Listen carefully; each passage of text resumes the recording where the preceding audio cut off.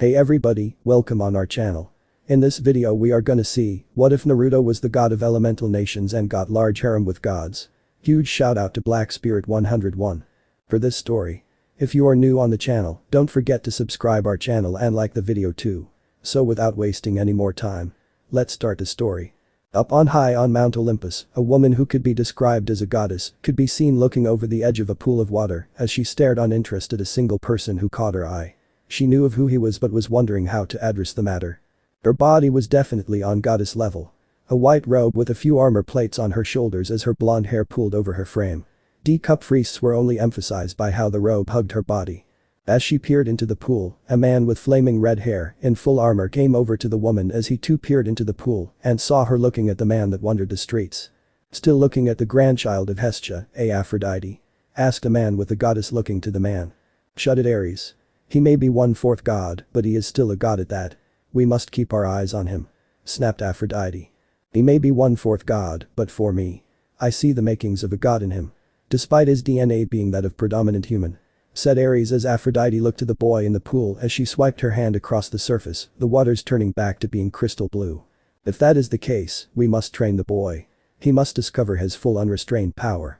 If he's not careful, he could destroy the balance of life. Said Aphrodite as another gods with long flowing black hair, a figure much like Aphrodite's came over to them. We must take the boy to be trained. I can feel his godly power growing from here. Said the goddess. Then it's settled, we are to go down to earth and take the boy to train him. Should he prove successful, then he can be returned to the world of man. Said Ares. Excellent, Hecate, would you join us? Asked Aphrodite. I would love to.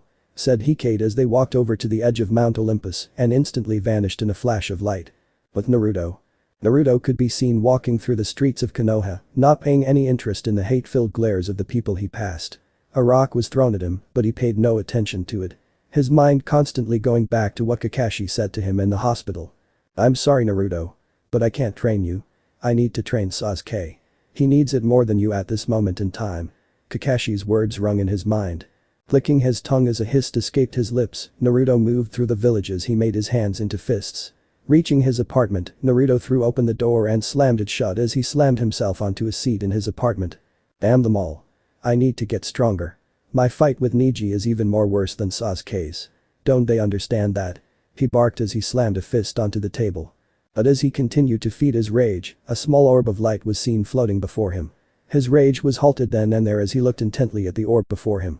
But as he began to go back to his rage fest, the light increased and blinded him. Shielding his eyes as he looked away, Naruto began to feel that it was one of those surprise beatdowns from those pesky villagers again. They always did this at random days and times. And it was really annoying. When the light died out, Naruto turned to fight something he wasn't expecting. 3 people stood before him as they all kept their eyes on him. One a man with flaming red hair and a suit of armor while the other 2 were goddesses, one with wavy blonde hair while the other had black hair. Who the heck are you? Barked Naruto only to have the man burst into laughter. Funny one aren't you? Never heard of the gods? Asked Ares. Yeah, there's Kami, Shinigami and Yami. Replied Naruto only to have them shake their heads. Not even close. Yes, those gods exist, but we're above them. You could say those gods are our lackeys while we sit above them chilling at the beach. Said Aphrodite. So, what type of gods are you? Asked Naruto. Well, this is Ares, the god of war. This here is Hecate, goddess of magic, ghosts and witchcraft. And I am Aphrodite, goddess of love, beauty and eternal youth. Said Aphrodite.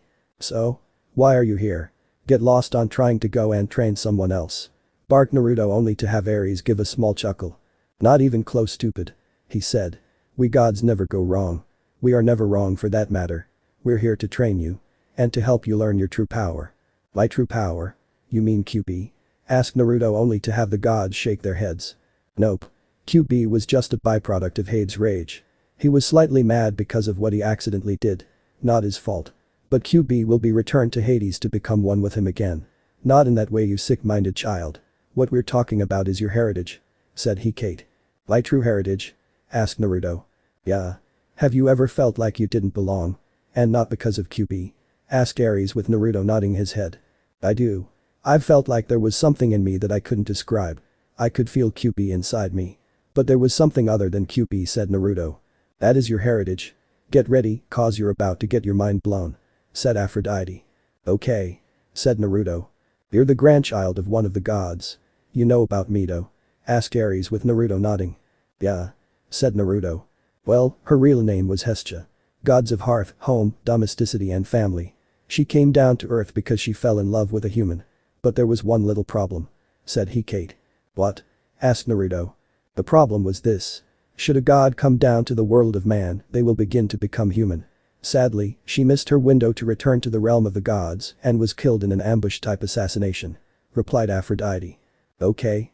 But didn't she have godly powers? Asked Naruto. Not that simple, kid. Said Aries. See, we gods need to be in the astral plane. A world where our godly powers are able to stay the same. As soon as we enter a world where our bodies aren't used to, we begin to lose our godly status. That was how Hestia died. Said Aries. Okay. So Hestia is my grandmother. And I'm 1/4 god. What happens? Asked Naruto. Easy. We train you. Said Aries. But one thing's first. Said Aphrodite, ramming her hand into Naruto's gut and pulling out an orange orb. Looking to the ground as Naruto held one eye shut as he looked to the orb in the goddess's hand. Boy, Hades. You've got incoming. Said Aphrodite as she tapped her foot twice on the floor. The floor soon broke apart as demonic arms were seen coming out the hole now made as it grabbed and lashed out to anything there was. Aphrodite merely dropping the orb into the hole and soon the floor was fixed as if nothing happened. What was that? Asked Naruto. The arms of Hades. They take anything they can grab when someone or something is dying. A rather nasty way to clean up the earth. Said Hecate. How do you feel?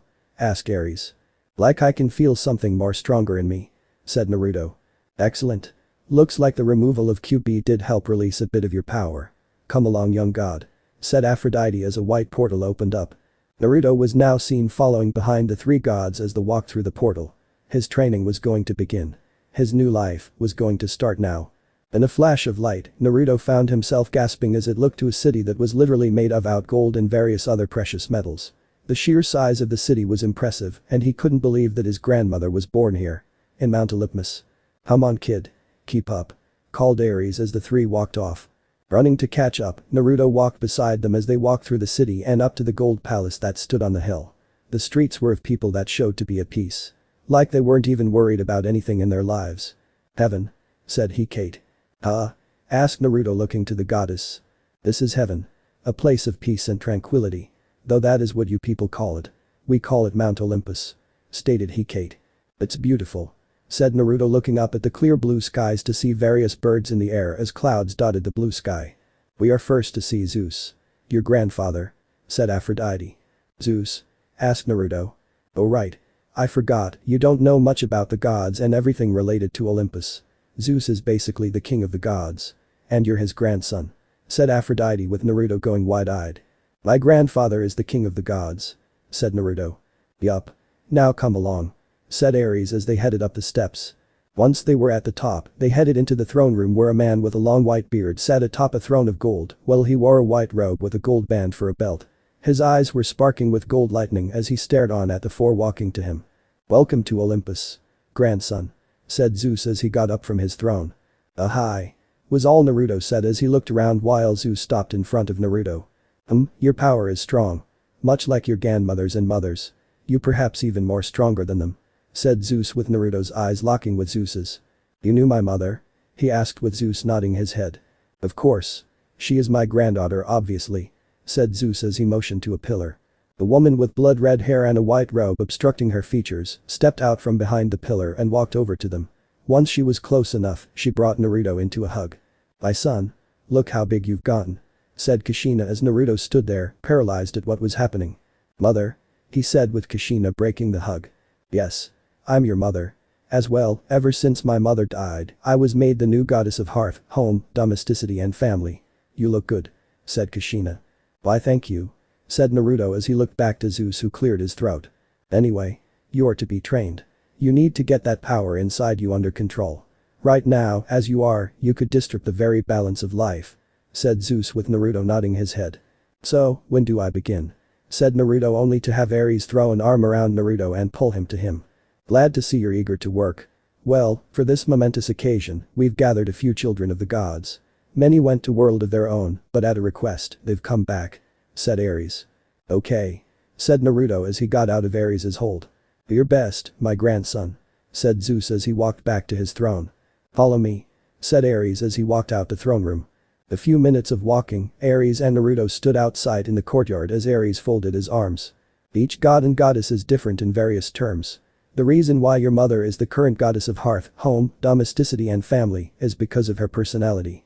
But based off you, I can sense something else, said Ares. Must be because of his past.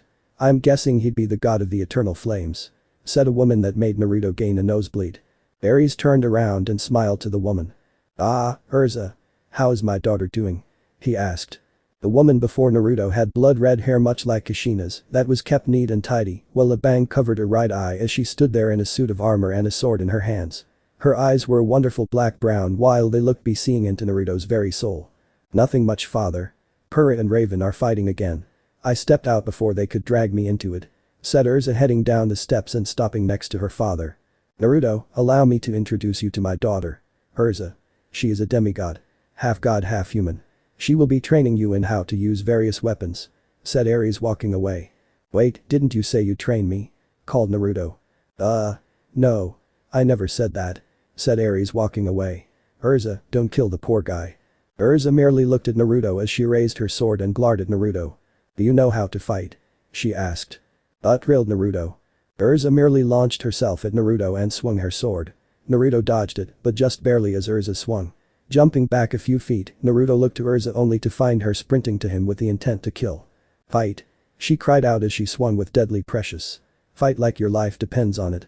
Naruto soon found himself losing his footing and landed on his back, only to find Urza standing over him with her sword at his head. Pause one day. It may come to that, said Urza as she lifted the sword and walked away as she clicked her tongue. Useless. That was nothing like Naruto had ever seen. She moved so gracefully yet so fast he could barely keep up with her movements. He was lucky that he still had his head. He feared that if he couldn't see her attacks, he may as well be a foot shorter and a lot less talkative. Urza walked into the palace only to stop in the doorway as she looked to a woman who leaned against the wall. Her clothing consisting of a red dress that was cut at an angle while her hair flowed down her shoulder while a bang covered her one eye as she closed her eyes, only to open them again as she looked at the daughter of the god of war. Did you have to go so hard on the poor guy on the first day? She asked only for Urza to click her tongue. Shut it, Cinder. He needs to learn that when it comes to fights, there is no room for hesitation, said Urza only for Cinder to giggle. Is that what Ares taught you? She asked. Shut up, said Urza walking away. Cinder merely got off the wall and headed out to the courtyard and spotted Naruto trying to practice some jutsu but found it to be useless. What was happening? Why couldn't he use any jutsu? Sorry kid, but you can't use any power you once had. Believe me, said Cinder getting Naruto's attention. How come? Asked Naruto. Due to your godly power having awoken as it has completely rewritten your previous power. You can no longer do any fancy stuff. You must pull out your own godly power, said Cinder. Now you sound like Urza, growled Naruto. Believe me, I'm nothing like her. Even though my father is the god of the underworld, said Cinder. Wait, that means Hades is your father, said Naruto. Yes. My name is Cinder. Cinderfall of the Eternal Night. I gained that title after I awoke my power, said Cinder. Urza said my title could be the Eternal Flame, said Naruto. Ah. Every god and goddess gains their title based off a specific trait. The reason why she says that is because of what was once inside you. Seeing that you have QB inside you for quite some time, it left its mark on you. As a result, you may have gained a permanent affinity for fire. Hence the reason why she called you by such a title. Naruto of the Eternal Flame. Has a nice ring, said Cinder. Is there any other gods and goddesses? Asked Naruto. They are more working than anything else. So you'll most likely be trained by their children, said Cinder. What will you teach me? Asked Naruto. A bit of necromancy here and there. Right now your godly powers have just awoken. Meaning that you can be flexible in what type of godly power you use. Unfortunately, the more your powers mature, the more you become limited, said Cinder. I see. Better get back to training, said Naruto as he got ready. Not so fast, said a rather tall woman with long flowing black hair. Her clothing was rather limited in the sense that it showed off her smooth-toned stomach and a writhe helping hand of her chest. While the side of her clothing was cut to allow her more movement while showing off her long shapely legs. Boa, what are you doing here? Asked Cinder. Nothing. Just need to also teach the young god about stealth and mind reading, said Boa as she stopped next to Cinder. Naruto instantly found that Boa was at least a foot taller than Cinder, but it wasn't by that large amount. Why stealth and mind reading? Asked Cinder. Seeing that you're one of the daughters of Aphrodite, surely you'll be able to teach him more. True. But Kana will be teaching him stealth. While I focus on teaching him mind reading. Said Boa as she stepped in front of the young god. Tell me your name. Asked Boa. Can't you read my mind for that? Barked Naruto with Boa giggling as she shook her head. Not that simple. For mortals it's easy. But for a mortal to have some godly power. Be them demigod or what you are, it's harder. Almost impossible. Said Boa. Fair enough. Naruto. Naruto Uzumaki. Said Naruto. Boa Hancock.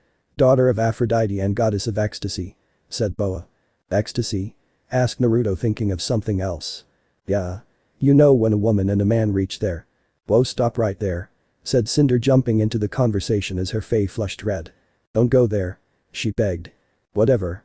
But the offer is open to achieve ecstasy with me. Said Boa winking at the boy. I'll keep that in mind. Said Naruto as they got down to training. It had only been a few days since Naruto was brought to Mount Olympus to be trained. He had made strong strides in facing against Urza as his sparring partner. Or more like trying to not get killed. She was just too fast for him to handle. But his reflexes and speed were getting stronger. But it was still not enough to stand against the daughter of the god of war. Urza made sure Naruto knew that every time. But Zeus decided it was now time for Naruto to learn how to use his godly power. Getting up from his throne, he walked out to find Naruto and Urza still training, while Cinder watched from the side. Standing next to his granddaughter, Zeus watched on as well. Watch your form. Hissed Urza charging at Naruto. Narrowly dodging another strike, Naruto rolled out the way and got to his feet, only to be pinned by Urza. The red-haired sighed as she got off the young man. A sigh escaping her lips once again at how Naruto failed yet again in her eyes. Come on. Are you even trying? She said as she turned Naruto over and helped him up. I'm doing my best. Said Naruto only to be punched in the nose by Urza. Clearly you're not doing your best. She said in a plain tone. Hey. What was with that sucker punch? Hissed Naruto as he held his nose as blood flowed out it. Never accept a hand from your enemy. They may do that or something worse to you. Said Urza as she let Naruto get up for real this time. That's enough. Said Zeus coming over to the duo. Urza, I will take it from here. Urza bowed to her grandfather and walked away while Naruto managed to stop the bleeding of his nose. How are you feeling? Asked Zeus with Naruto rubbing his nose. Like shit. Urza keeps trying to make me look bad. I'm trying my best. But she keeps beating me up. Said Naruto only to have Zeus laugh at him. Well, Urza is the daughter of the god of war. So she was born to fight. Stated Zeus with Naruto shrugging his shoulders. Whatever. Said Naruto as he walked off only to be stopped by Zeus. I know you just want to relax. But I must train you. You must learn to harness your godly power. Said Zeus with Naruto arching an eyebrow. My godly power. Stated Naruto as his grandfather nodded his head. Not only that. But we need to get you equipped. Added Zeus. Cinder followed alongside the pair as they entered the vaults of the gods. Naruto was in awe. Weapons of every kind littered the sides before him as they walked through the vaults. Weapons from past demigods and gods. They fell in battle during the time the Titans waged war against us. These weapons are passed down to those with a fire in their hearts. Said Zeus with Naruto looking at the various weapons. But one soon captured his eye. It looked to be a katana. A white ribbon was tied to the hilt of the sword while the entire thing was blue. Walking over to the weapon, he felt a strong pulling sensation. As if the very weapon was calling to him. The katana looked well crafted. Made by the hands of a master. The weapon forged from a dying star. That katana has not had a master for well over 2,000 years. Said Zeus as he watched the blade begin to glow. Though that may change today. Naruto reached out his hand. His hand feeling hot. As if it was suspended over a bonfire and left there. But he still felt the pulling sensation. Like his whole body was beckoned to take hold of the sword. When his hand grasped the katana, Naruto's body was encased in blue hot flames. His eyes scrunched shut as he screamed in pain as he tried to let the sword go. Cinder was about to charge in and help Naruto when Zeus stopped her from moving. Don't. Barked Zeus. He's in pain. Snapped Cinder with Zeus shaking his head. Look. The sword is beginning to react. Said Zeus as he narrowed his eyes. And true enough to what he said, a strange tribal flame symbol was being emblazoned on Naruto's right hand.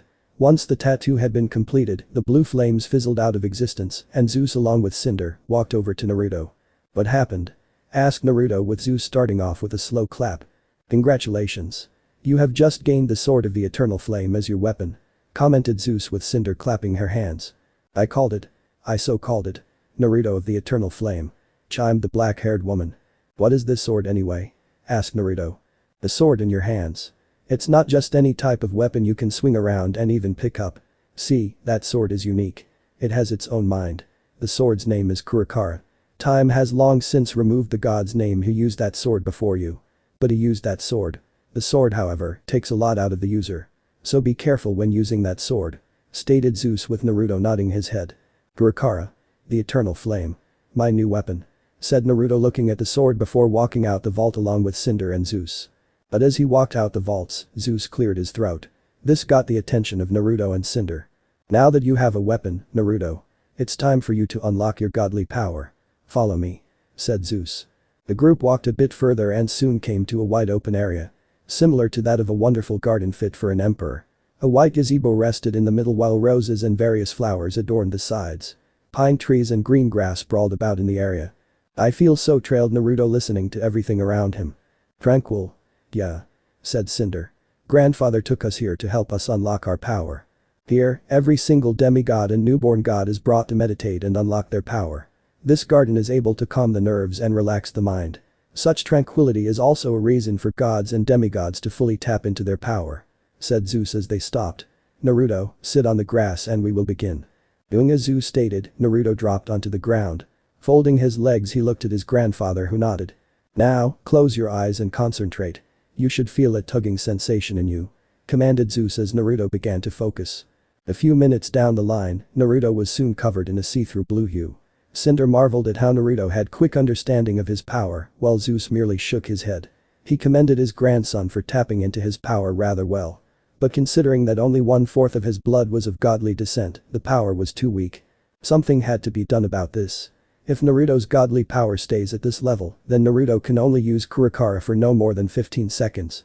Even if the sword doesn't devour Naruto's godly power, the amount it requires to stay light and grant the user enhancements was incredible.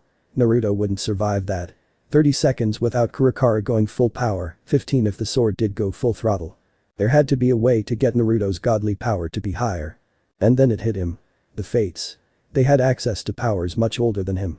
Informing Naruto to stop what he was doing, they left the garden and went over to a sort of stable. Zeus soon pulled out a Pegasus, and the three got on. Where are we going? Asked Naruto. To see the Fates. Called Zeus. Fates? Called back Naruto. You'll soon see them. Cried Zeus as the Pegasus flew faster and further. With Urza. She had trained Naruto yet again, she put his ass on the floor. Surely by now he would have at least began to fight back, right? Why was he so weak? It was pathetic. But there was one thing she had to admit about Naruto. He was extremely cute. Maybe even hot. But as she thought about the blonde, the door to her room opened up to reveal her father standing there. Hello father. Stated Urza. My daughter. How is the training going? Asked Ares sitting next to his daughter on the bed. Worthless. This is a waste of my time. He can't even land a hit on me when I've put him on his ass and back more than 23 times. Sighed Urza only for Ares to chuckle. That may be the case. But I heard a rumor. Naruto, the son of the daughter of Hestia. He wields the legendary eternal flame. Kurakara. Said Ares making her daughter scoff at the idea.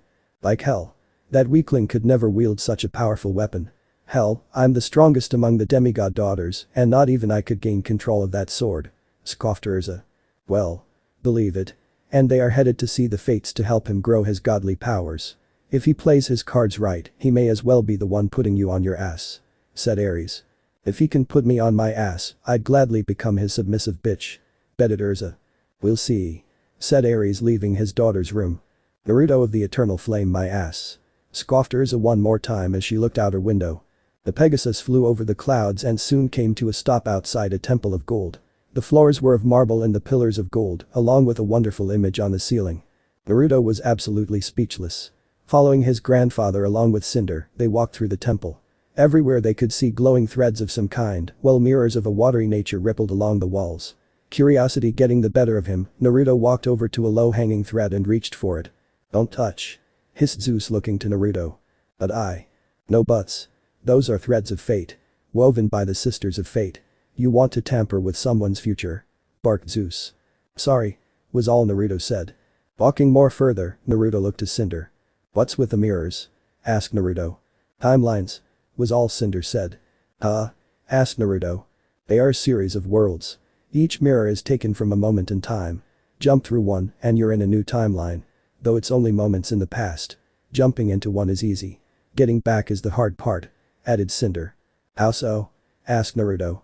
"Unlike rewinding time, your own fate would be rewritten. You may even find yourself trapping yourself in an alternate reality if you're not careful," said Cinder. "Only the fates have the keys to get you back," added Zeus. "Got it. No jumping through time," said Naruto. "Smart man," came a voice. The group came to a stop when a woman with snow-white hair and wearing a kimono that was a gold color strode up to them. She also had one hell of an amazing figure on her. "One of the sisters," was all Zeus said to Naruto. "Oh okay," was all Naruto said as the goddess walked over to Naruto. "So this is the half-demigod.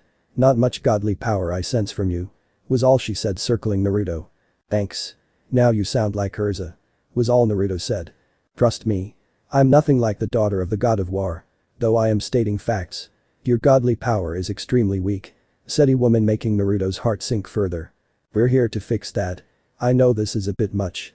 But can you imbue him with more godly power?" asked Zeus. It is possible. However, there may be a few side effects," said the Sister of Fate. "What type of side effects?"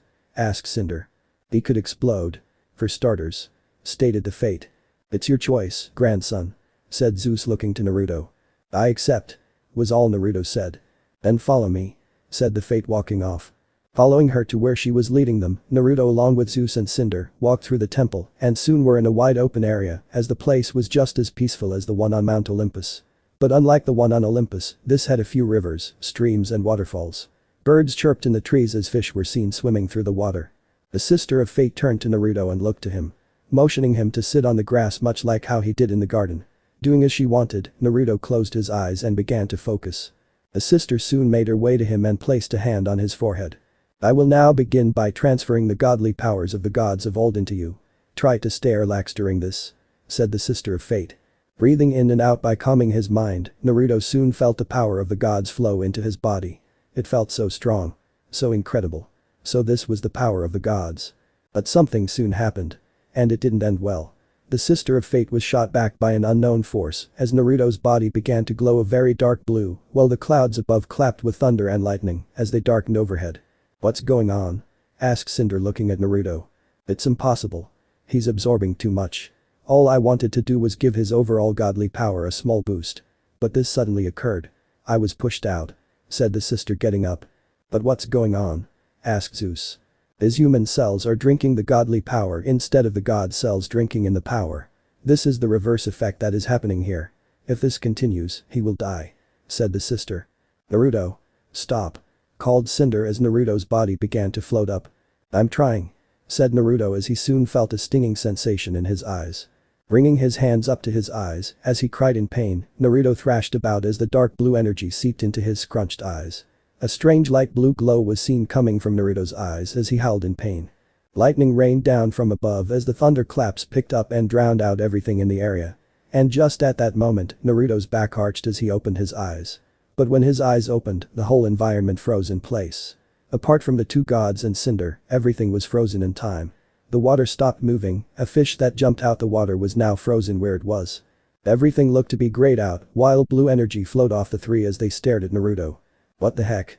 was all Cinder said as she looked at the scene before her along with the sister and Zeus. "What is this?" asked Zeus. "I don't even know myself," said the sister looking about in awe. Looking back to Naruto, they gasped in shock at what they were seeing. Naruto was encased in a blue ethereal armor while blue ethereal feathered wings flowed off his back. But what really scared them was his eyes. No more was the electric blue eyes he had, but they were a full-on different type of eye. They looked to be high-tech eyes but were extremely complex as well. Can't really explain them. But they are the eyes of Leonardo Watch from Kekai Sensen. "Those eyes?" said the sister. "Huh?" was all Naruto could say. "You have the eyes of prophecy," said the sister. "What do you mean?" asked Zeus. "I thought it was a joke. But now that it is real. I guess there is no hiding it. There has been a prophecy written long ago by one of my sisters. It was just a joke. Honest. That one day, a child of limited blood shall overload their power with the help of the gods and become the new king and destroy the darkness that threatens to wipe us out," said the sister shaking. "The Titans? They are coming back?" asked Zeus. "It is a possibility," said the sister. "But what about his eyes?" asked Cinder pointing to Naruto. "What did she call them?" "Ah, the all-seeing eyes," She gave it weird powers. The ability to see everything around you. Their auras included. Not only that, but when deactivated, they have the ability to the main abilities are to make a person see the vision of another. Shared vision is what she called it. The next is what she called unbreakable. The power to make someone witness an illusion that cannot be broken out of no matter what. But its ultimate ability is to freeze time itself or someone for a few minutes, or longer. Said the sister. So it is the very power of the gods then. That is incredible. Said Cinder in awe. I never thought that a joke would come true. This defies reason. Said the sister only for Zeus to fold his arms. You hold the power of fate. Regardless if it a joke or not. Was all he said as Naruto's eyes returned to normal. How do I control this? Asked Naruto looking to his grandfather. You need to train in using it. I don't know of it so you're on your own. But I have faith that you will learn it. Said Zeus patting Naruto's shoulder. Including their meeting with the sister, they made their way back to Olympus. Cinder and Naruto were talking amongst themselves. But Zeus could sense Cinder's desire growing. She was hot for Naruto. It was quite astonishing actually. When they finally made it back to Olympus, they found Urza standing in the courtyard, her sword drawn and ready. Her eyes trained on Naruto as she watched him. Time for your training. Barked Urza. Sighing as he walked over to her, Naruto and Cinder stopped a few feet from Urza. Naruto drawing his sword with the sword catching fire. Urza merely shook her head as she stared at Kurikara. It is rather demoralizing that a mere Quater god could attain such a weapon. It sickens me. She hissed. All I did was get a weapon. Stated Naruto with Urza pointing her sword at him. I tried getting that weapon. But it wouldn't even let me touch it. And yet you hold it. I don't even understand it myself. Growled Urza with Naruto shaking his head. And without warning, Urza lunged at Naruto. She was too fast for Naruto to see.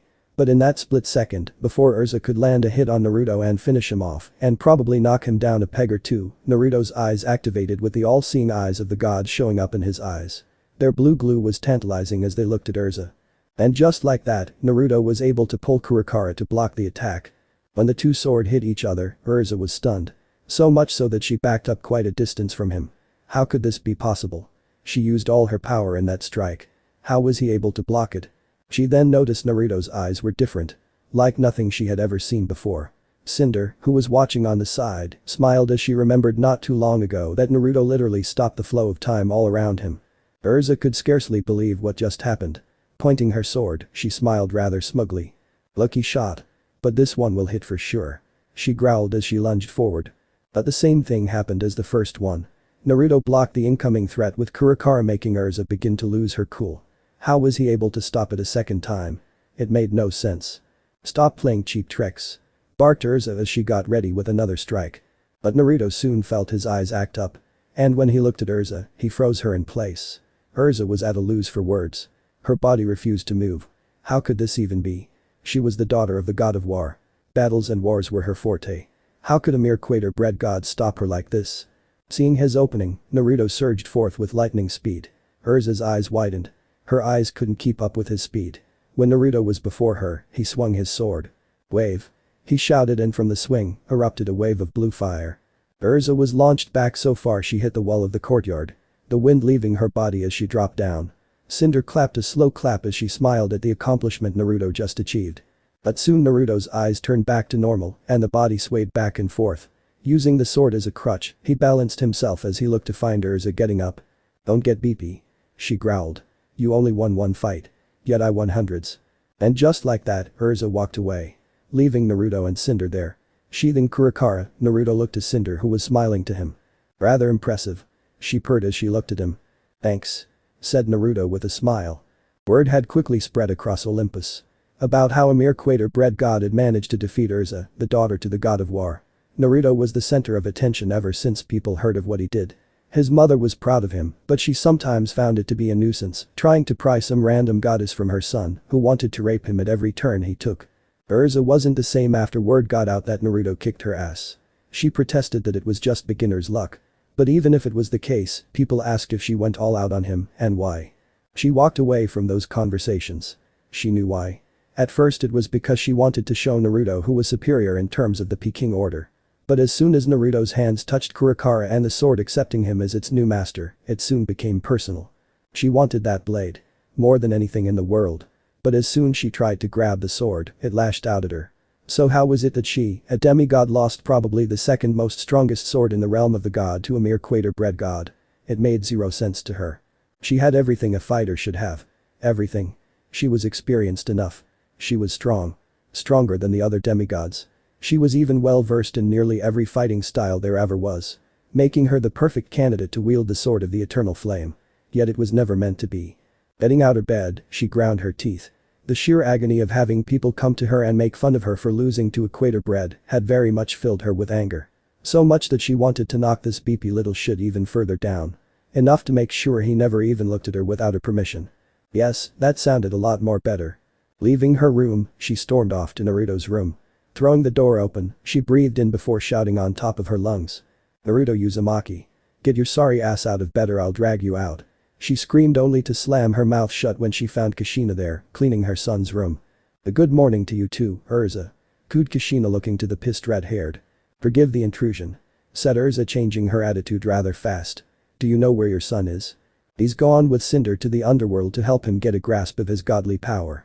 According to Hades, his daughters are extremely adept in their godly power," answered Kushina with Urza clicking her tongue. "Thank you. I'll be waiting for his return then. And revenge shall be sweet," she mumbled as she walked off. With Naruto. Flying to the underworld on Zeus's Pegasus, we find Cinder and Naruto. But Naruto soon felt his nose tickle along with a strong sneeze ripping through the sky. "Coming down with a cold?" asked Cinder, blushing as she thought of sharing body heat with Naruto to keep him warm. Ever since she first met Naruto, Cinder had been crushing hard on the young Equator god. It could be one of those cliché love at first sight scenarios. She didn't care. And sure, they might be related by blood considering all things on Olympus. But she had a huge feeling that this was a distantly related concept. Still, she loved him. But she was too afraid to confess to him. She felt that should she confess, then Naruto will shoot her down. So she'd be keeping her mouth shut. At least for now. The Pegasus soon landed at the home that looked like a massive castle. All around Naruto, fire and the cries of agony filled his ears as they climbed off the flying horse. "This place gives me the shivers," said Naruto looking about. "This is the underworld. There's nothing good about it.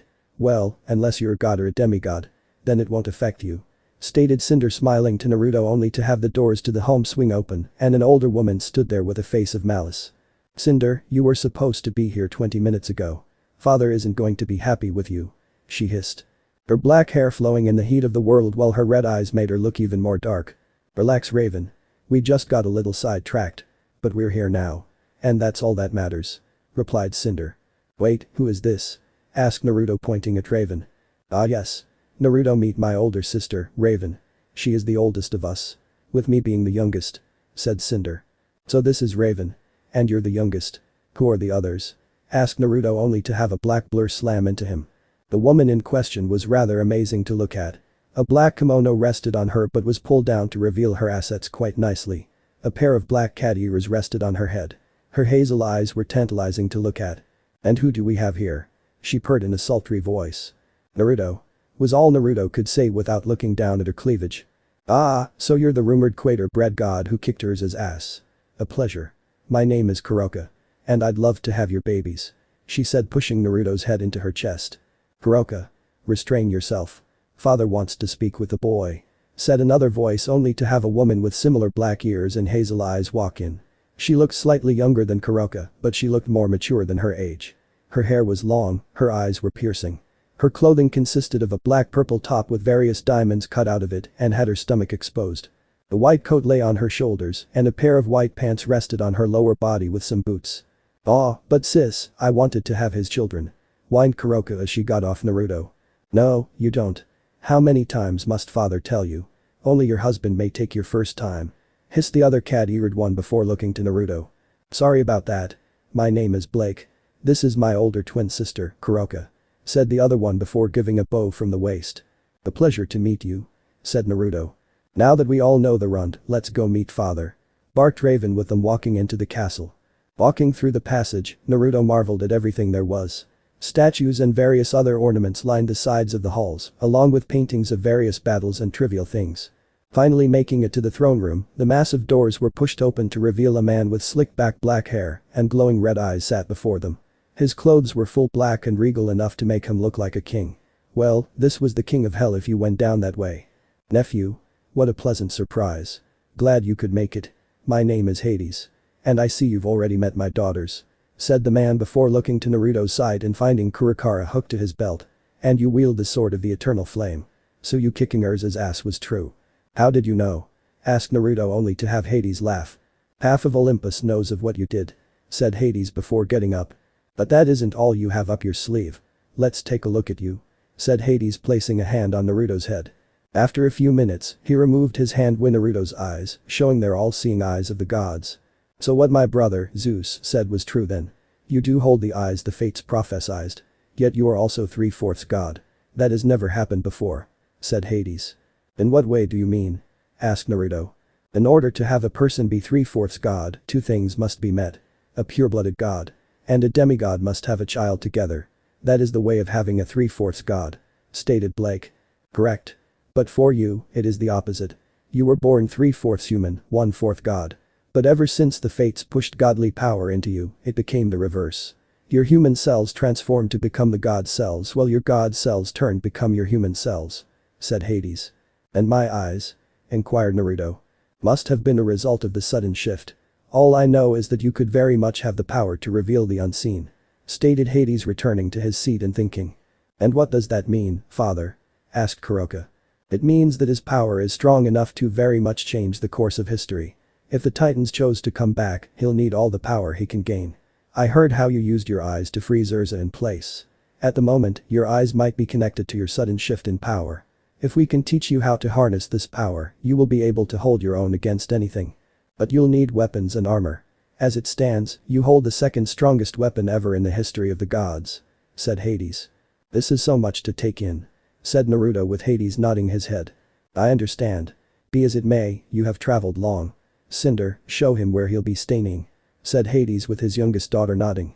Yes, father. This way Naruto, said Cinder leading Naruto away. Walking along the halls of the castle, Naruto and Cinder conversed. Many things they spoke about including Naruto's untapped abilities. What Hades said was right. If the Titans may be coming back, then Naruto may have to be put on the front lines. His all-seeing eyes may be the only thing that could effectively stop them. But as they walked, Naruto's head randomly turned and saw a very nice-looking set of weapons laying in the distance. One was an elegant katana much like Kurikara, while the other was a damaged one. It didn't look damaged, other than the blade looked damaged beyond imagine. Cinder followed his gaze and saw the two weapons. That's Yamato and the Devil's Blade. Two of the most powerfulest weapons.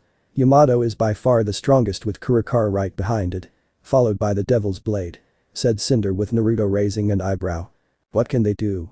Asked Naruto. Well, Yamato and the Devil's Blade are both weapons my father made. Yamato was imbued with the power to open and close dimensions. Not only that, but it gives the person wielding such a weapon the ability to attack so fast the blade looks almost invisible. It also follows the teaching of something called Aijutsu, the real-life art of the quick draw. The Devil's Blade was a sword designed to grow in power the more it fed off its enemies, specifically demons. But as time went on, the weapon became too destructive. Destroying such weapons is not as easy as you think. Both Yamato and the Devil's Blade are both the same as Kurikara. They both have minds of their own. Godly power is not just a form of power or mystic mumbo-jumbo as you may believe. It is an extension of ourselves. Meaning our power is not just power, but living power, stated Cinder. Can I gain such a weapon? Asked Naruto. You can try. They are guarded by the Cerberus, a powerful three-headed hellhound. Many have gone to try and obtain such weapons. None have survived. So if you can defeat the Cerberus, then sure you can gain the weapons, said Cinder. Cerberus? Doesn't sound that bad, said Naruto scoffing BP-like. Really? See that soul over there? Asked Cinder pointing at a soul climbing up along the side of the one pit of the underworld. Watch. Doing as she said, Naruto carefully watched the soul climb up. Higher and higher it went only for the thunderous footsteps of something to be heard. What came next was beyond terrifying. A massive three-headed hellhound came out of nowhere and devoured the soul whole, sending it back down to the bottom of the pit to be tortured more. The beast was as tall as a 3-story building. Cracks of lava were seen along its body. Its fur was charcoal black, black smoke flowed off its body. Its eyes were red with lava flowing out its mouth. It looked like the very personification of hell itself. Naruto stood there gaping at the sheer power of the beast. Only to snap out of it when Cinder chuckled. Still want to take that thing on? Asked Cinder. Naruto merely looked at her. Oh hell yeah, said Naruto even more determined. Cinder merely blushed at how this man refused to give up. It was one of the reasons she fell in love with him. But that was for another time. Right now, Naruto had to be well rested before he could do something like that. Not only that, but his training to learn his godly power had just begun. Spending a night in hell. Not something one would enjoy. Let alone say it. But for Naruto, this phrase was now literal. All around him, the cries of agony and pain echoed through the castle as the souls of the damned were burned for their crimes. But he managed to have a good night's sleep. The heat in the underworld was manageable thanks to him being part god. Much like what Cinder said. But he was now more god than human. When just a few days ago he was the reverse. It was hard to believe that he was the one who may be able to stop the Titans and to also rule over Olympus, according to the fates. His dream of being Hokage was looking more and more like a distant memory. Cause why rule over a group of mortals when you could also rule over all gods as well? No. He had to stay focused. Tempting as it was.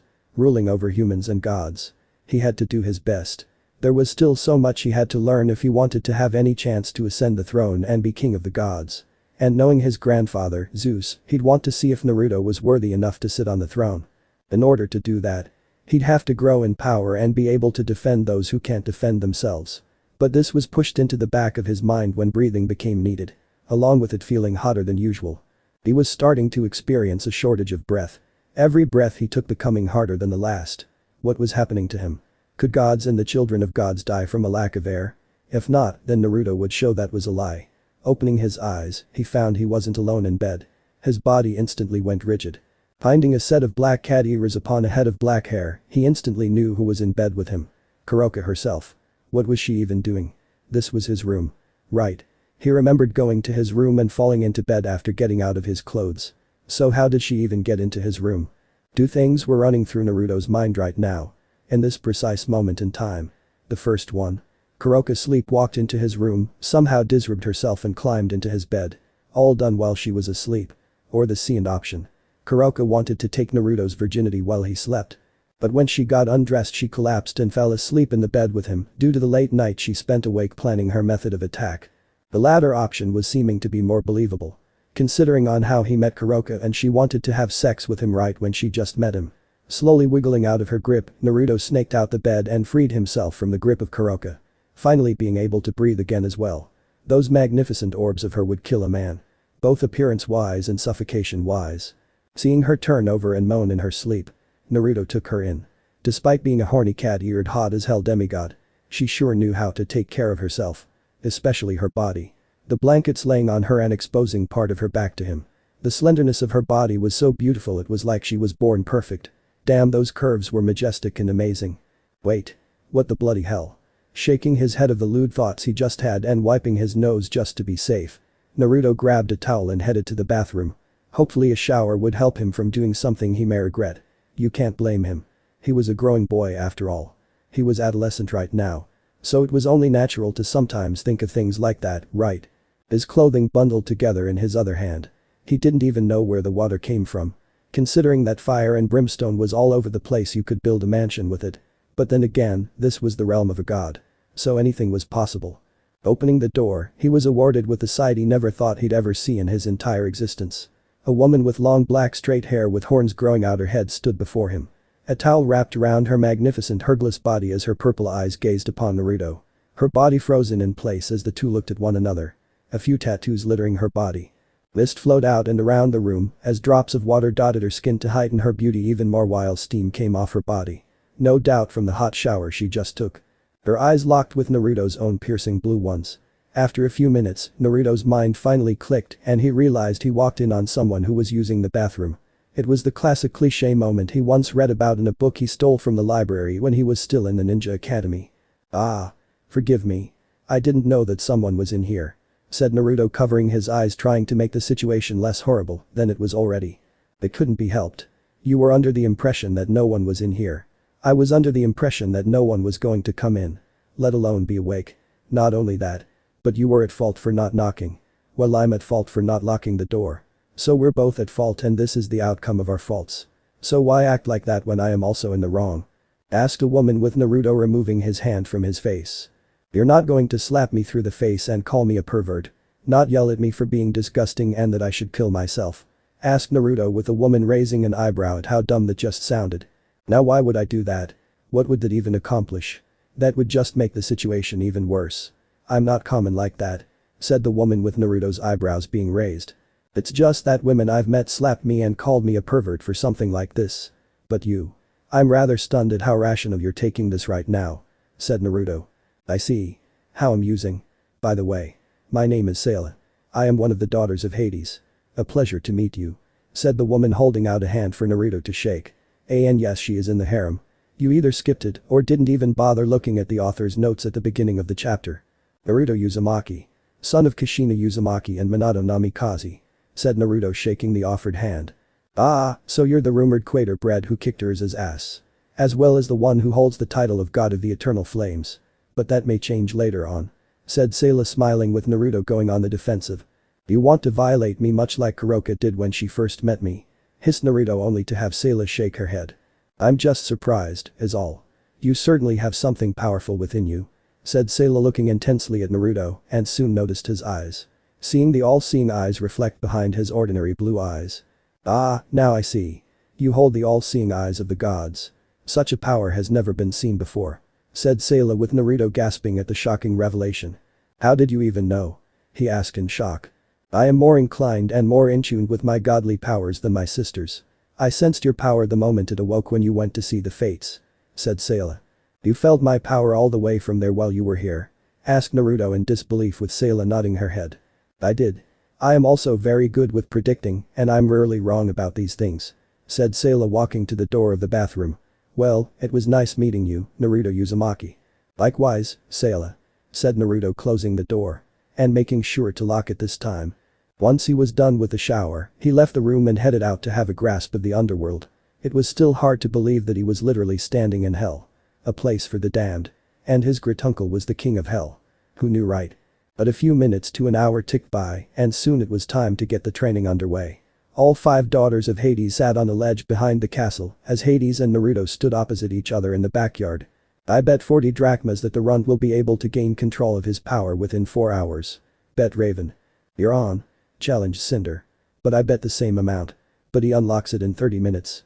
I say immediately. Betting 100 drachmas, said Sayla stepping into the bet. You're on.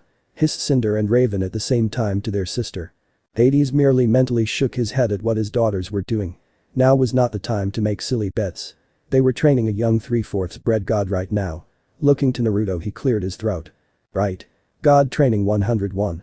For gods, our power is based off control we have over our powers. But there is a catch, said Hades raising a finger. You must unlock it first. And it varies from person to person. How so? Asked Naruto. For a demigod, they unlock their godly powers at the tender age of 13. For Quater-bred gods, it is awoken at the age of 21. For a pureblood god, it is awoken the moment they are born. Helps to determine what their role is. That is why demigods and Quater-bred gods are easy. You just trace it to who the father or mother was. And what type of god they were. Sure, it's a matter of them developing their own title based off personality, but it's relatively the same, said Hades. But what about the ones like me? 3/4 gods? Asked Naruto. Their godly power awakens at the age of 3. But this isn't the case with you. As you are now. Your godly power was originally at 1/4. Meaning if you stayed as you were before the change, you'd have awoken the power at the age of 21. But that isn't it anymore. Due to you now being 3/4 god. I can sense your power already. If we don't unlock it now, your power will go rampant, warned Hades. And what will happen if it does rampant? Questioned Naruto. We'd have to either seal it away, which takes forever, or the quickest way, kill the god, said Hades making Naruto step back in fear only to see Hades raise a hand to stop him. But don't worry. Luckily Cinder brought you here just before that happened, so we will now unlock your power, said Hades. First, you must concentrate. Try and think what drives you. What makes you itch?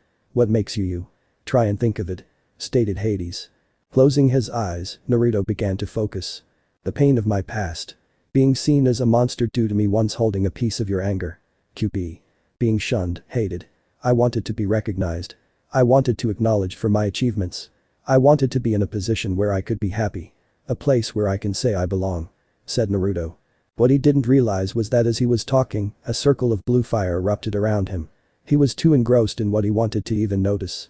The 3 daughters who made the bet were shocked at how fast it took for Naruto to awaken the power he had so easily. It was clear who the winner was. Looking to Sayla, Cinder and Raven growled while Sayla held out a hand while sipping on some tea with her other. Come on. Pay up. A bet is a bet after all. Said Sayla smugly. Sometimes I hate that guessing ability you have. Said Raven handing Sayla her money along with Cinder. You said it, sister. Growled Cinder as well. Hades was also rather shocked. But before he could congratulate Naruto for awakening his power so fast, he found more that was awakening. I hated the people who treated me like dirt. Always comparing me to Sasuke and treating him like some golden boy while I was pushed away. Why must they be so blind? I did everything for them only for them to treat me like shit. To hell with them. I want them to burn in the deepest pits in hell. Growled Naruto. Soon a pentagram burned into the circle of fire while black souls flew around Naruto. A flaming third eye appeared in Naruto's forehead with the eye opening. But there was still more. Hades knew that Naruto's power was fire, hence the title of being God of the Eternal Flames. But this was completely different. What was this? But above all, I wanted to have power. I wanted to be powerful enough to protect those I care about. I wanted to protect them. There were people I couldn't protect due to me being weak. There was a voice in my head. More power. More power. It kept going on and on. So I devoted myself to grow stronger than I ever could. Said Naruto as he soon held out his hands. The circle of fire soon began to spark with white lightning and shadows. In his hands emerged two things. In his right, a pure snow-white flame that danced within his palms while in the other danced shadows that moved like fire while lightning danced with the shadows. Looking to the distance after sensing something strange, Hades found in the distance what he was sensing. The two legendary swords that the Cerberus guarded were glowing with power. Yamato was sparking with lightning as shadows oozed off the sword while the devil's blade showed the fire while black souls swept about the blade. Looking back to Naruto to find the same colored fire and characteristics as the two swords. Not only that, but Kurikara that was attached to Naruto's belt was also showing blue fire, much like the circle of fire. This is extraordinary. A type of resonance is taking place here. Somehow all three of the strongest swords are resonating perfectly with Naruto. I've never seen this before. Nor ever heard of a god wielding three of the legendary swords at the same time. Ever. Mumbled Hades. Clapping his hands, snapping Naruto out of his statements and trance, the power vanishing from him, but feeling more different. Hades soon walked to Naruto and laid a hand on Naruto. How do you feel? Asked Hades. Like I can feel every fiber that makes up my muscles. I can feel every drop of blood in my body. This is truly amazing. What is this? Asked Naruto looking to Hades who was smiling. You've successfully awakened your godly power. This is the first step you have taken. Swords is not everything, much like how Urza thinks. Your godly power is also important. A god without his power may as well be immortal. Stated Hades with Naruto's eyes widening. Does that mean gods can die? Asked Naruto with Hades nodding his head. Of course. Look at what happened to your grandmother. Said Hades with Naruto understanding now. But well done. Tomorrow we will begin training you to harness your awakened power. Said Hades walking off with Cinder walking to Naruto. The other sisters went their own way. Leaving the two to their own devices. Cinder was blushing hard at how Naruto was able to awaken his power so quickly. Even though she and Raven lost a bet, it still impressed Cinder. Well done for doing what you did. Said Cinder. Thank you. Said Naruto. It wasn't me who did it. You have all the credit because it was you who awoke your power. It took me a while to awaken mine, but you got it so easily. You may even be a prodigy, much like Sayla. Said Cinder looking down. She unlocked her godly power at the age of 12 by accident and it took her 3 weeks to master it. I unlocked mine at the age of 14 and it took me a year. Don't say that. Hissed Naruto grabbing Cinder by the arms making her gasp in shock and surprise. A blush creeping across her face at the closeness of the one she was crushing on. You are you. Sure you took longer to awaken your power. Sure it took you a year to control your power. But you're still strong. You're powerful and the most amazing woman I've ever met.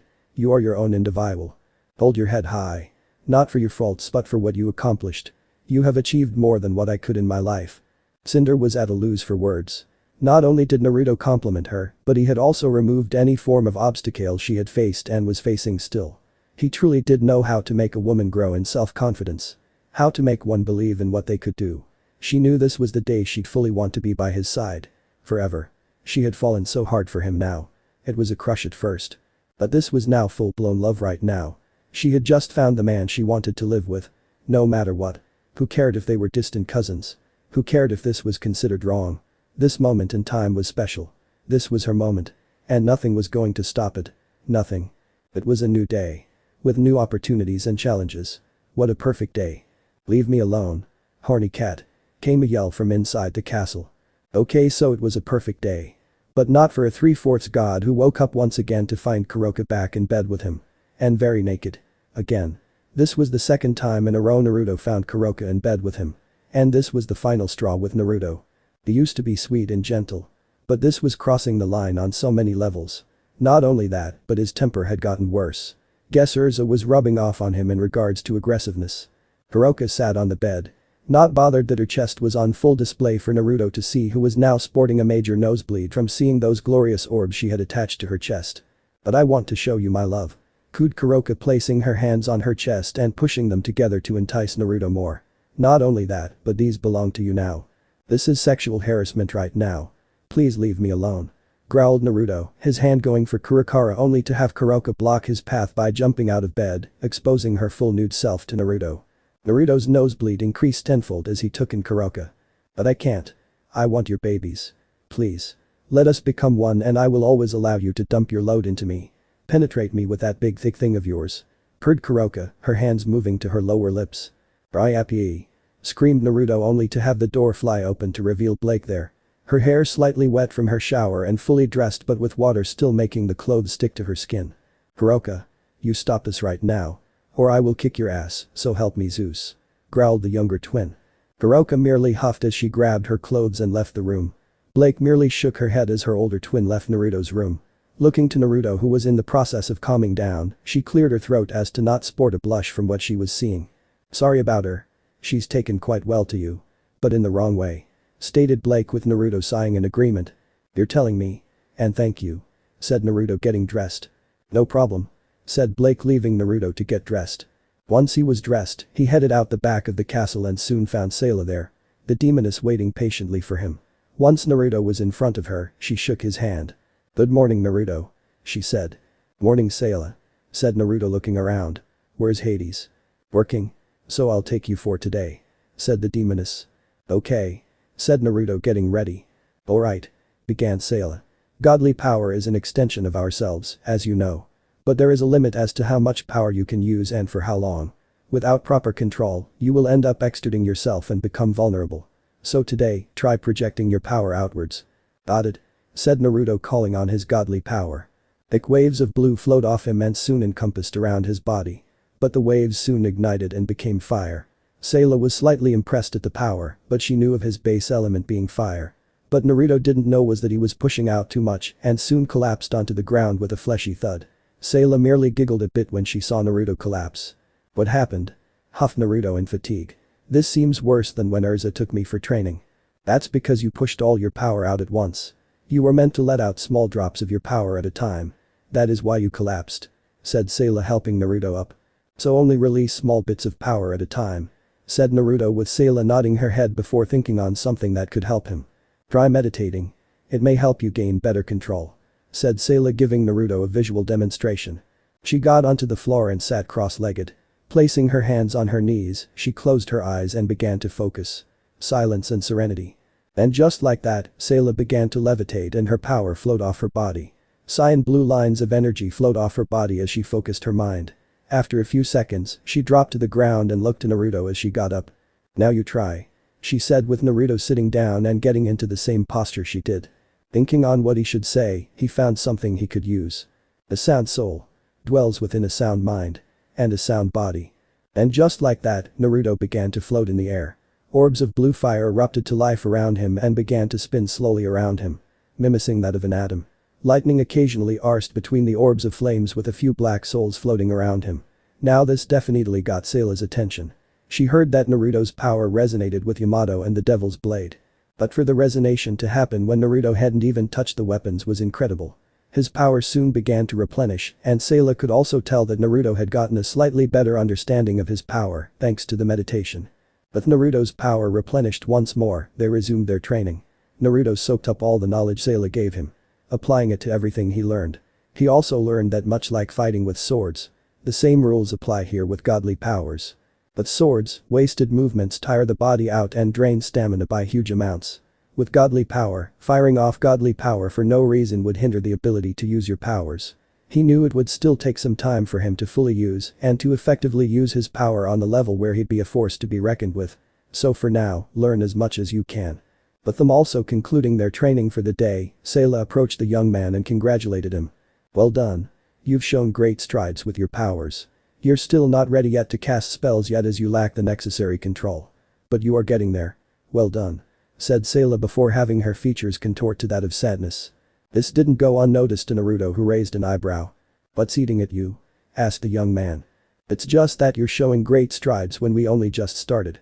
It kinda reminds me of myself when I first awoke my power as a demigod. Said Sayla with the two of them sitting down. How so? Inquired Naruto. When I awoke my powers, I knew that it will be detrimental to myself and those around me. So I trained hard to control my power. This didn't go unnoticed and I was soon praised as a prodigy. I never asked to be a prodigy and yet they treated me like it. All I wanted was to be normal. But they put me in a certain box called prodigy. I hated it. I really did. Why must they do that? Why must they treat me as someone who is so amazing? I'm not amazing. I feared them. Feared their expectations of me. What if you fail? What if you slip up? I kept asking myself these questions. Never finding the answers. Said Sayla, slightly cracking under the weight of what she was facing still. But you're not a prodigy. Said Naruto, making her look at him with wide eyes that threatened to spill over with tears. You're just a person who realized what you must do. You learned to control your power because you knew it would hurt others if left alone. They just caught you at the wrong time and the wrong place. It was never your fault. Yes, you will slip up. Yes, you will fail. But that just shows that you're still learning. If you get knocked down, just get back up and try again. Keep pushing and keep fighting. And one day, you will break through that problem you're facing. Never lose hope. Naruto turned to look at her, a smile on his face as he took Sayla in. When I first met you, I never saw you as a prodigy. And I am not even seeing you like that. I saw you as who you are. No matter what. That is what I find interesting with you. Sayla soon blushed at what he just said to her. He had literally removed any and all shackles she had faced. Much like how Cinder felt yesterday, when Naruto did this for her, Sayla felt her heart suddenly beat faster than normal. She felt reassurance. That if she failed, she will have the strength to get back up and try again. Would you be there should I fail? Asked Sayla, a little shy. Would you be there to help me get back up? I'd be by your side to ensure you will be able to fight again. I will stand at your back to ensure you are protected. Stated Naruto, with Sayla beginning to find something she never thought she could have. And much like Cinder, Sayla instantly fell in love with Naruto. Just by those simple words. She knew she could rely on him no matter what. No matter the struggle ahead of her, she knew she could count on Naruto to help her get through it. And deciding to do something about it, she cleared her throat. Naruto instantly turned his head and looked to her to find her face as red as hers hair. Wondering what was wrong, he leaned in. I don't know what this means to you. But it means a lot to me. So please, accept this as a token of my gratitude. And affection. Said Sayla, whispering the last thing. Sorry. Can you repeat that last thing? Asked Naruto, only to be caught off guard when Sayla grabbed his face, her hands cupping his cheeks as she gazed into his eyes. She didn't care who saw her. She didn't care if anyone told her this was wrong. This was her moment. Her time. Her eyes glazing over with love as she leaned closer to Naruto. Naruto didn't even resist. Instead, his own body began to move on its own. He too leaned forward as his own eyes glazed over. This was going to be his first kiss. Not like the one he accidentally had with Sasuke. But his first kiss with a woman. Their faces so close they could feel each other's breath on their lips. Sayla looked to Naruto one last time. Delaying the inevitable action she'd be doing that would cement her love for him. Naruto. She purred while gazing up at him. Sayla. Replied Naruto, with his one hand getting brave and laying on her hip while the other rested on her cheek, gently caressing the flesh that made up part of her face. And their lips became one. Fireworks ran in Sayla's head as lightning coursed through her veins. Sending jolts of unknown assurance and pleasure up and down her spine as she swapped spit with Naruto for a few seconds. Breaking from the innocent and short kiss, they gazed at one another. Sayla licked her lips. Tasting the lingering taste of Naruto's lips on her own. But they soon dove in for another. But this second kiss held more passion than their first. Their mouths opened as they kissed each other and explored each other's mouths. Sayla felt more alive and more warmth with this kiss. She was also surprised how Naruto was holding her. The men she met from her world she was raised in saw her body as a prize. A trophy if you would. It made her hate the men. But not once did Naruto see that about her. He not once looked at her in that light. So for his hand to be exploring her hip and waist was something she allowed as she reciprocated the same feelings as her one hand left his face and began to feel his chiseled chest. Feeling his muscles tense and relax with each stroke of her nails and fingers. They soon broke the kiss, but their Tognus wanted more of it and stayed in close proximity to one another to allow such an act. They soon dove back in for a third kiss. Sayla wanted more. Her body was going crazy. She wanted to taste Naruto. She wanted to feel what he felt. Their kiss clearly went from innocent gratitude kiss mixed with a hint of love, only to evolve into a full makeout session. Oh, this feeling. She couldn't get enough of it. But before they could continue with their kissing session, a crash of what could be plates echoed behind them. Their lips instantly parted and both turned their heads to find Cinder standing there. A tray on the floor that had some beverages on the tray now laying everywhere as the contents spilled everywhere. Her face wrapped with shock as she looked at the two. She felt so betrayed. She felt so defeated. Here she was hoping to give Naruto something to drink to help him recover from the training. Only to find that Sayla had made her move and sank her claws into the man Cinder was now in love with. Cinder. What's wrong? Asked Naruto getting up along with Sayla. Instantly, tears welled in Cinder's eyes as she looked at the two. How could you, Sayla? Whimpered Cinder as she brought her hands up. What do you mean? Asked Sayla, also confused why her sister was crying. For someone who's good with sensing, you sure are blind, aren't you? She barked before running off in tears. Cinder, wait. Called Naruto, but his words fell on deaf ears as Cinder ran into the castle. Looking to Sayla, who was now thinking only to see her instantly know what was going on. Looking to Naruto, she leaned up and gave him a peck on the cheek. I'll go and try soothe our troubles. Said Sayla moving into the castle. I'll clean up the mess. Said Naruto making his way to the broken items and cleaning up the mess. But Cinder. She could be found in her room right now. Laying on her bed as she cried her eyes out. In all her life she never thought she cried this much. Her head buried in her pillow. Unleashing her frustration through tears into the pillow that was now being soaked through. The knock on the door alerted her. Cinder. It's Sayla. Came the voice on the other side. Go away. I hate you. Growled Cinder looking at the door. A few seconds ticked by and soon Sayla grabbed the doorknob and turned. I'm coming in. Said Sayla. Stepping in, Sayla narrowly missed a blast of power aimed at her. It was evident that Cinder was pissed at what Sayla just did. And judging from that attack, Cinder was out for blood. What part of go away did you not understand? Growled the crying woman. Cinder, mind telling me why you're in tears? Asked Sayla. Geez, you really are dense depsite, your prodigy mind. Didn't you put two and two together? Hissed Cinder. Just tell me. Growled Sayla. I love him. Okay. Satisfied. You relationship wrecker. Spat Cinder. Sayla merely smiled only to dodge another blast of power. Smiling like that only means you're happy that you stole my man. Growled Cinder. Not at all. Stated Sayla taking a seat next to her fellow sister. You just admitted that you're in love with Naruto. What's it to you? Hissed Cinder. You don't care seeing that you're now in a relationship with Naruto. Judging from that kiss you had with him. Cinder, you know I didn't know you loved him. He merely told me that he doesn't consider me as a prodigy. He sees me for me. He is the first person to notice me as myself and not for my brilliance. I kissed him as a means to say thank you. It was out of my control when the kiss became more heated. Stated Sayla. Then why didn't you stop? Asked Cinder. Because I never felt like that. I never felt what it means to be in a relationship. We both haven't. When I kissed him, I wanted more of that feeling. As well, you should have said something about your love for him. If you did, I would have let you have him. Said Sayla with Cinder calming down slightly. Well, that doesn't matter anymore as Naruto, and you are now going to be girlfriend and boyfriend. Stated Cinder with Sayla beginning to think before having an idea. Looking to her sister, Sayla cleared her throat. Cinder, I have an idea. Said Sayla with Cinder raising an eyebrow. I know it may sound weird, but it may work for us. What is this idea? Asked Cinder leaning in to hear what Sayla had to suggest. With Naruto. Finally getting the broken pieces of porcelain cleaned up, Naruto moved into the castle and threw the broken pieces away and walked through the castle. But soon stopped when he heard Sayla's voice behind him. Naruto. Cooed Sayla. Looking behind him, he found both Cinder and Sayla before him. Sayla smiling to Naruto while Cinder was sporting a massive blush. Walking over to them, Naruto cleared his throat. Cinder, are you okay? I don't know what happened, but are you okay? Asked Naruto. Cinder merely fidgeted with her fingers as her eyes darted from Naruto to Sayla. Sayla nodded to Cinder and Cinder walked to Naruto to now be close to him. Go on Cinder. Urged Sayla.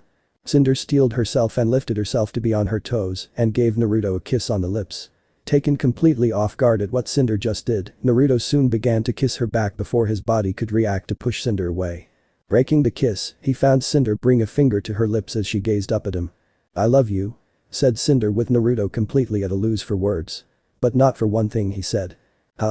Was all he could say. Cinder here is also in love with you. So we came to an agreement to share you. Said Sayla with a smile. "Are you sure about this?" asked Naruto with Sayla nodding. "We don't mind," said Sayla. "And are you okay with this?" asked Naruto, asking the woman in his arms. Cinder merely nodded and looked up at him. "All I want is to be by your side. If it means sharing you with others, then I'm okay with it," said Cinder with Naruto's mind going blank. In a secluded area of the castle stood a group of people. One was Naruto. His eyes closed. He soon opened his eyes and looked to a woman with raven black hair who too had her eyes closed. His eyes glazed with worry and nervousness. "Are you sure about this? Are you sure you want this to happen?" asked Naruto. The woman opened her eyes to reveal them to scarlet red. It was Raven who was before him. She licked her lips at what was to come. "I'm ready, Naruto," she purred as she got ready for what was to come. "Now, come and give it to me. Let me receive it." Instantly, Raven's foot shot out and she swung a baseball bat. "Pitch, boy," she cried. "Pitch," cried Blake, who was behind Raven with a glove over her one hand. Naruto reared back. Getting into a stance of a pitcher, Naruto threw with as much force as he could. The baseball sailed with so much godly induced power as it soon caught fire with blue embers licking the ball. Raven merely smirked as she got ready. Once the ball was close enough, she swung the bat. The ball connected and sailed across the plane. "And it's out of there," cheered Blake. But that ended with something bad as the sound of a smashed window echoed through the castle. "Oh shit," was all Koka could say as she and her two sisters, Cinder and Sayla, sat with her sipping on some of the beverages. "This isn't good," was all Raven could say. And true enough, Hades came marching out the castle as he held the baseball in his hands. The fabric burning at his fierce touch and godly power. "You have any idea what you've done?" he shouted to the group. "Sorry, father," was all Raven could say, trying to hide the bat behind her. "Sorry doesn't cut it. How many times must I tell you? Play baseball in a pocket dimension. Not in my fucking courtyard. You've ruined the work I was doing," hissed the god of the underworld. "We're sorry, father," was all Blake could say with her cat ears dropping down. "Ugh. Just forget it.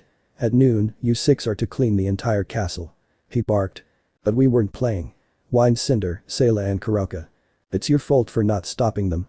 So you also get punishment," retorted Hades. "Ugh. Fine," whined the girls in unison.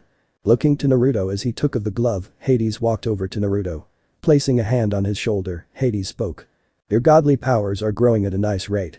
But now it is time for you to understand how to use them. Each god has a specific power they can use. Poseidon can use water, Zeus can use his thunderbolts. And for me, I have the souls of the damned. As well, all demigods have a certain power that they have gained, which is a spin-off of their parents' power. But for you, seeing that you are slightly different, you can use fire. A rather strange power considering your lineage. So, today, you will unlock your first spell to channel your godly power," instructed Hades. "Got it," said Naruto. But he didn't expect Hades to snap his fingers with 24 coffins coming out of the ground, with ghouls now chasing after Naruto. "What the fuck?" cried Naruto, evading the attackers. "Aren't you going to teach me first?" "I believe in learning on the job," said Hades, smiling sadistically at how Naruto was acting. The children of Hades watched on as Naruto scurried about before them. Clearly this sent him into a panic-driven state, making the poor boy run for his life. No doubt a sudden reflex he gained when he versed Urza when she took him for training. Hades merely leaned back as he watched a display from the young 3/4 god. But he was slightly caught off guard when Naruto drew Kurikara and sliced a ghoul clean in half. "Is this some kind of joke?" barked Naruto, evading a swipe to the face by a ghoul. "I do enjoy a good laugh from time to time," replied Hades. "I'm really beginning to question your teaching methods," hissed Naruto, using a quick draw attack on a ghoul. But no matter how many ghouls Naruto cut down, they just kept coming. It was like there was an infinite amount of them. This was confirmed as he saw when he killed a ghoul, a new coffin came out the ground. "Try killing all of them at once," yelled Hades. "Fuck off," was all Naruto said in a hiss. "That's nice," was all Hades said. But as Naruto swung to a ghoul, another caught him off guard and smacked the flaming katana out of his hands. Backing himself against the wall, Naruto found himself to be surrounded. No escape. Cinder soon shot to her feet in an attempt to save the man she loved. But was denied such an action when Hades blocked her path with an outstretched hand. "Don't," he ordered. "But he's going to die," snapped Cinder. "Just watch," was all Hades could say. Naruto soon made his hands into fists. Was this how he was going down? Was this his ending? He was in hell already, as no need for a trip to hell. But that was when blue energies flowed off his body. His eyes soon began to morph themselves to become the all-seeing eyes of the gods once more. Last time he used this was by accident when he used them to stop Urza in her tracks. "Aami it!" cried Naruto, raising his hands to the heavens. And just like that, a magic circle came to life below the ghoul's feet. A blue ball of godly power formed before Naruto that hovered at shin level. A steady flow of godly power began to flow into this ball of power. The circle soon began to glow even more brightly. And just like that, Naruto crouched down. His hands at his sides but slightly stretched out. And all hell, and damn, that was a weird sentence, was unleashed. Blue pillars of godly power fell from the heavens and slammed into all the ghouls present. Their bodies shaking and spasming as they were hit by these pillars of power. Every single person was stunned. Even Hades, but he was doing an awesome job hiding it as he just stood there smiling. Cinder was the most surprised out of all of her sisters. Never had she seen godly power being used in such a power manner. An area of effect spell. Such a level of destruction to be used in such a wide open area would never have crossed her mind in the first place. And soon enough, the decaying bodies of the ghouls shattered like glass along with the others at the same time. This was truly incredible. When it all ended, all that was left was 24 smoking areas of the courtyard with a very exhausted Naruto.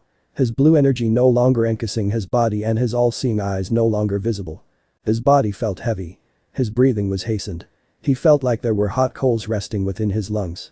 He even felt like he may suffer from a heart attack the way his heart was beating rapidly. But he was grateful for this feeling. During his time as a shinobi, Naruto never felt something like this. It was always about Sasuke.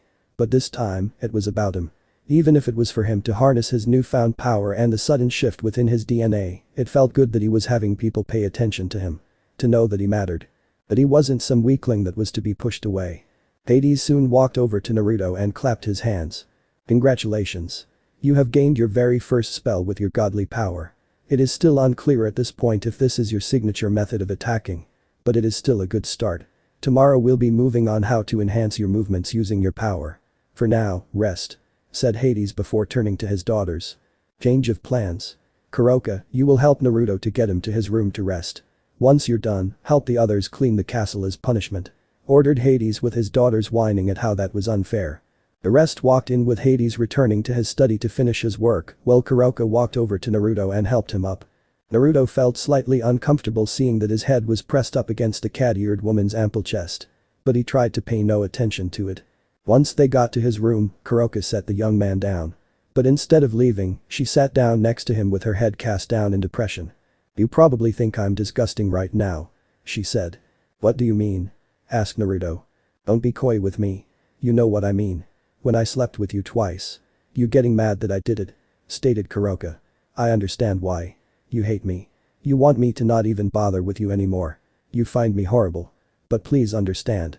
Back in the world I was raised, I was taught that men enjoy it when women crawl into bed with them. I was also taught that they get turned on at the sight of a woman who acts like a slut. And when I say taught, I mean it was drilled into me by my mother. Your actions do get too much," said Naruto only to make Koka shed a tear. "But. Koka turned her head to him confused as to why he would say that. "You don't have to act like that to make someone like you. You are perfectly capable of making someone fall for you if you don't come onto them in an aggressive manner. I will admit I didn't like it when you tried to sleep with me and have sex with me. But by no means does that make me hate you. I do find you attractive, Koka. I really do. But the whole attitude of you acting like a slut is extremely off-putting." Koka soon smiled at what she just heard. Naruto didn't hate her. It was just her attitude and actions that made him try and distance himself from her. He didn't want to no longer see her. He just wanted her to try a different approach to him. It was then that what he said was true. She didn't have to try and act like a slut. Modesty is also an option. "Thank you for that, Naruto. You are truly a person who is worthy of being with any woman. And any woman who gets with you will truly have a wonderful catch. And this is for you," she purred, grabbing Naruto's face and planting a shearing hot and passionate kiss upon his lips. Sending in her tongue to play with his, Koka wrapped her arms around his neck and drew him close and enjoyed the feeling of how he made her whole body heat up. She was a little disappointed that Naruto wasn't responding to the kiss, but she did understand his disposition as she did catch him off guard. After a few minutes of kissing, Koka broke the kiss and removed her arms from his neck. Licking her lips, she found Naruto to be extremely flustered with a rather blanked expression, showing that his mind was blanked out. Smiling at this as she got up, she gave him a wink. "See you around, big boy," she purred before walking out and heading to help out her sisters. Now that was out of the blue. Was all Naruto said. It had only been a few short days since Naruto went to be trained with Hades. And only a few short days after that to literally have all 5 daughters of Hades fall in love with him. Each refusing to back down from one another, which also resulted in a few fights between the ladies. Hades was happy that his daughters found someone to love. But he was unhappy that it had to be with the same man. But nevertheless, he accepted this and chose to live with it. Even going to lengths to make sure Naruto knew when to train and when to chill out. Naruto had learned so much in the last few days. So much that it was scary that he was able to get such a strong grasp of his powers. Not only a strong grasp, but also to master it so quickly. It was astonishing, really. But now it was time for Naruto to face a test that would prove just how strong he had become. Hades had prepared a series of tests that Naruto would choose to take on to prove how strong he truly had become. With the tests now ready, the god of the underworld got up from his desk and headed outside to find Naruto practicing with Kurakara. Blue flames lapped against his skin as she swung the sword with skill and ability. Urza had taught him well, even though her method was to beat the living shit out of her opponent, training or not. Spotting Hades in the corner of his eye, Naruto stopped training. Expertly sliding Kurakara back into the scabbard, the flames left Naruto's body. Naruto, the time has come for you to take on a test. This test will prove to you just how much you have grown. Stated Hades. I understand, what am I up against? Asked Naruto. I've prepared a series of tests for you. Of course, you can only take one. Choose any. Choose to test your skills of godly power by surviving for 2 days in the inferno. The souls of the damned will rip you to shreds should your guard fall for a split second. Then there is one where you verse myself. I will bestow on you a powerful spell that you can use for your own use. Of course, those are just 2.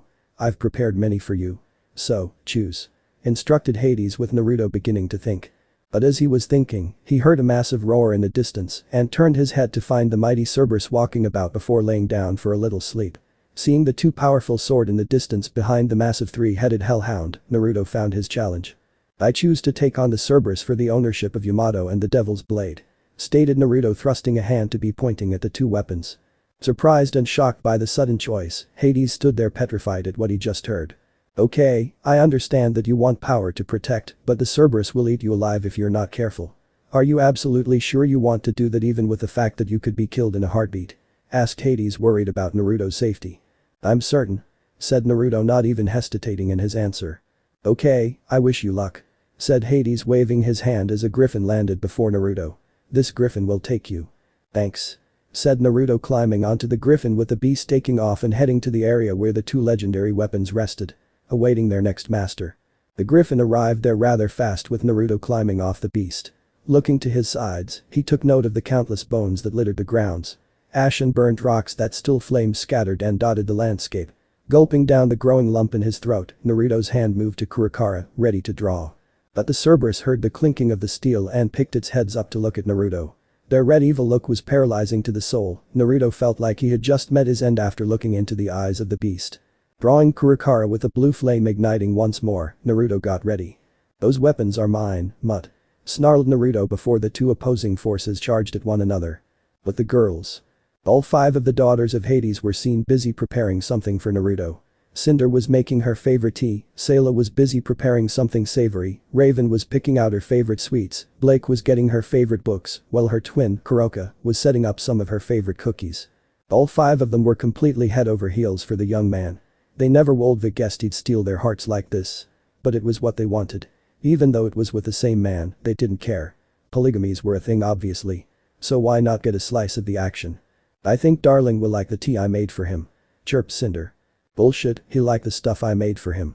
Hissed Koka. And soon began another debate on whose gifts Naruto would enjoy. After 5 or so minutes, they stopped their little bout and headed to see Naruto in the courtyard. But when they got there, Naruto was nowhere to be found other than their father Hades, who was staring into the distance. Where's Naruto? Asked Sayla. Doing his final test. Was Hades' only reply. What test did he choose? Asked Raven. As if on cue, a massive pillar of blue fire shot up in the distance, along with a powerful and horrific cry from the Cerberus that guarded the weapons. Piecing 2 and 2 together, they soon realized the test Naruto took. You've got to be kidding me. Was Kuroka's only use of words as the items on the tray in her hands came crashing to the ground. Yes, Naruto has chosen to take the weapons. Responded Hades. We have to help him. Stated Cinder, breaking into a sprint only to be caught and stopped by Hades. Don't. He ordered. But. No buts. This is his choice. He wanted to have the weapons, so he must fight for them. Was Hades' only reply. But father. Said Blake. I know all of you love him. But you must respect his wishes. If it's any help, if Naruto is about to die, I will teleport him here and forbid him from attempting to get the weapons a second time," asserted Hades. Back with Naruto. The battle had been dragging on longer than expected. Naruto was fatigued. His breathing was deep and quick. His muscles were tired and needed rest. He felt like passing out, he wanted to lie down and sleep. But he couldn't, as he knew that if he did, the Cerberus would kill him instantly. His power was also running low, and the blue flames that were burning on his body were dimmed and weak. He even felt weaker with godly power. He had nothing left. Several divine reckoning spells aided his power like there was no tomorrow, but it did manage to slow down the three-headed hellhound. Just enough to have the beast also fatigued as much as Naruto was. Slowly sheathing the sword, Naruto got ready for a final attack. An attack that would probably end this once and for all. The Cerberus seemed to have the same goal as well. "Those weapons are mine. Even if it kills me," growled Naruto as he charged as fast as he could. His body refusing such high speeds, but Naruto refused to give in to the pain he was in. The Cerberus too launched at Naruto, the two aiming to end this here and now. At the last second, Naruto drew Kurikara once more, the blue flames sparking to life on Naruto's body and heating up the air around him. The Cerberus swung a paw to finish off Naruto then and there, hopefully for good. But Naruto dodged the attack and connected the edge of the blade with the Cerberus's middle head, cleaving through it like it was made of nothing. Blood sprayed everywhere as Naruto was seen crouched behind the Cerberus. Slowly getting to his feet, he flicked the blood of the sword and sheathed it. When the click was heard, the Cerberus dropped to the floor, unmoving and staying perfectly still. Looking to the beast, Naruto turned to the two weapons, waiting patiently for their new master. Taking a step towards the weapons, Naruto dropped to a knee, his breath leaving his body as sweat beaded down his brow, along with some blood flowing from his midsection. Lifting his shirt, he found a 6-inch-long slash mark. Clicking his tongue as he slowly got to his feet, applying pressure to the wound, he walked to the weapons. Yamato and the Devil's Blade. They were finally his, they were his to command. Finally reaching the two weapons, Naruto placed his hands on them. His left on Yamato and his right on the Devil's Blade. After so many years of being neglected and no longer being used, they finally had a new master. And this master was in the form of Naruto. A mere person who went from 1/4 god to becoming 3/4 god. This had never happened in the history of Olympus. Until now. Placing both the new weapons alongside Kurikara at his left hip, Naruto breathed a sigh of content and relief. He had never fought that hard in his life. But it was well worth it. But his train of thought ended when a low growling sound was heard behind him. Turning his head, he looked to find the Cerberus getting back up. And also regain the head it lost. How the bloody hell was that even possible? Oh, that's right. Naruto read up somewhere that in order to kill a Cerberus, you had to remove all 3 heads. Taking out one just stuns and knocks it out for a few minutes. Getting ready to attack the beast once more, Naruto moved his hand to his now new weapons. Specifically the elegant blade, Yamato. But that didn't happen as Naruto watched the Cerberus lower its heads as a sign of submission. Along with the Cerberus also lowering itself as a sign of addressing someone of royalty. At that moment, Hades along with his daughters appeared in a burst of flames to the singular spot the two fought.